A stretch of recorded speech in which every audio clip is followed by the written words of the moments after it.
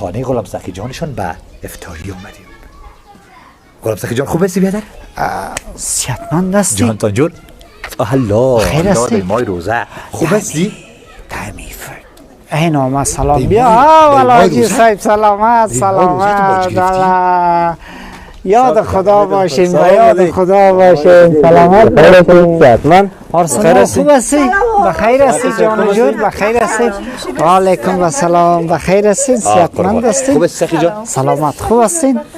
بخیر است شما بخیر هستید؟